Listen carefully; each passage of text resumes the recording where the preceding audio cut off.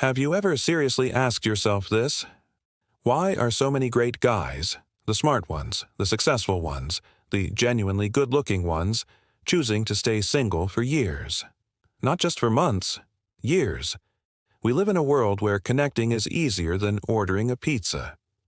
Yet there's this quiet epidemic of male solitude.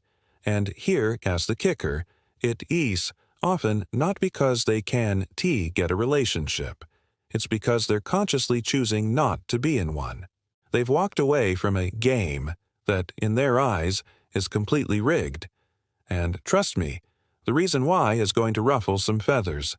So get ready, because we're diving into a conversation that nobody seems to want to have, but everybody really needs to hear. Let's paint a picture.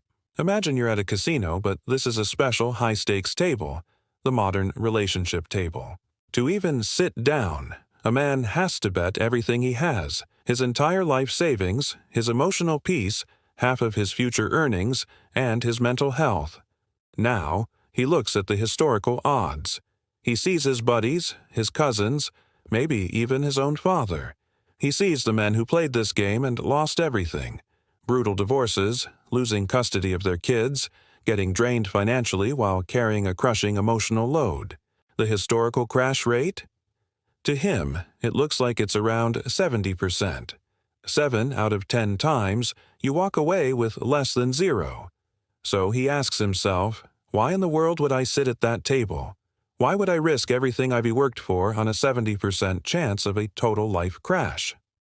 This is the key shift.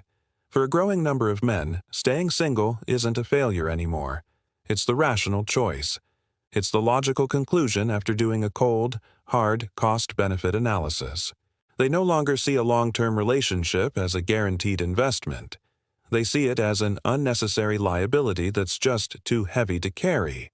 So, what made the odds at this casino table so terrible?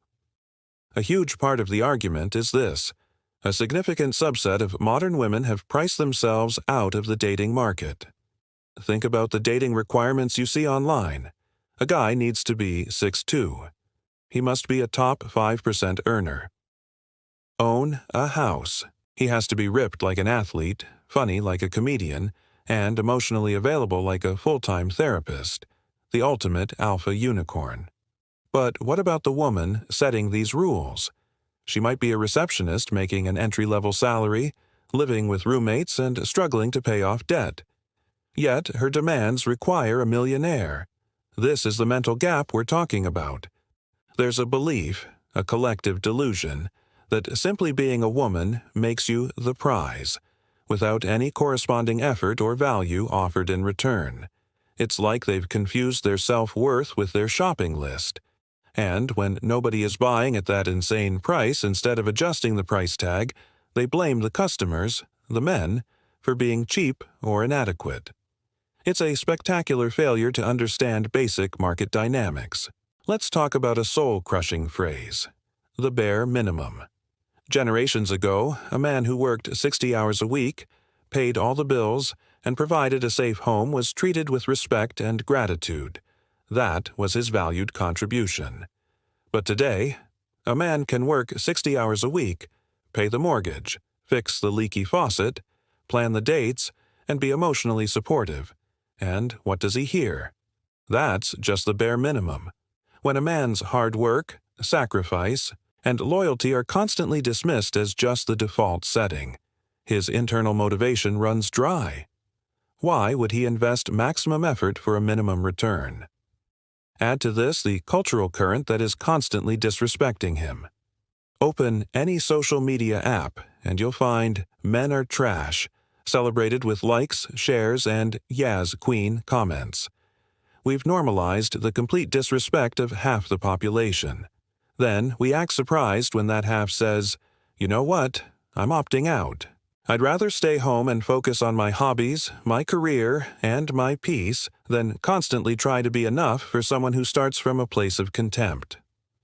The dating apps and social media have been catastrophic. They've given the average woman an illusion of infinite choice.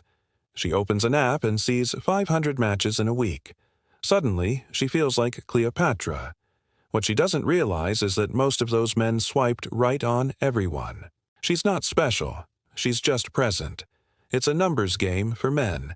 But that false sense of validation is addictive. Why settle for one good guy when you have 100 guys messaging you right now? She doesn't realize that those 100 guys usually only want one thing, a casual hookup. They don't want commitment, they don't want a relationship, and they definitely don't want the drama.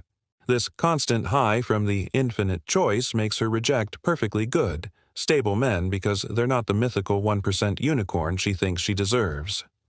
The result? Men who want real relationships quit the apps, leaving behind a hookup culture that ultimately frustrates the very women who were using the apps to find a husband in the first place. So, what are these single men doing? They are finding peace. There's no drama, no arguments, no one demanding his credit card, and no one telling him he's not good enough. His money is his. His time is his. He can buy the motorcycle, invest in crypto, or play video games all weekend, and nobody complains. It's not loneliness, it's freedom. Meanwhile, the biological clock is real, whether we admit it or not. The woman who spent her 20s finding herself and rejecting every decent man for not meeting her 47-point checklist suddenly hits her mid-30s and realizes her options are shrinking, fast. The must-haves become nice-to-haves, then eventually just optional. But here's the brutal reality. The good guy she rejected at 25 isn't sitting around waiting. He either found someone who appreciated him, or he has built a great life where he no longer needs someone who sees him as plan B. He's got his money, his peace, and his hobbies. Why would he trade that in for someone who treated him as disposable for a decade? This isn't an attack. This is a cold, hard market reality. Men are staying single for years because the cost of entry is just too high and the return on investment is far too low. Women are a part of this equation, not because they're inherently bad, but because a collective set of unexamined standards has made the risk of dating simply not worth the reward for many men. So, here's the takeaway, guys. Focus on yourself. Build your life into something awesome and complete. If a woman genuinely adds value to that already great life, fantastic. If not, you've lost nothing and gained your peace. And to the women listening, you have the power to change this. Ask yourself if your standards are based on reality or a heavily filtered Instagram fantasy. Because until the collective female standard aligns with reality, the male exodus from dating will continue. The men are fine being alone. The real question is, as the years go by, will you be? Thanks for watching. If this conversation resonated with you, hit that like button, subscribe, and let me know your thoughts in the comments below. See you in the next one.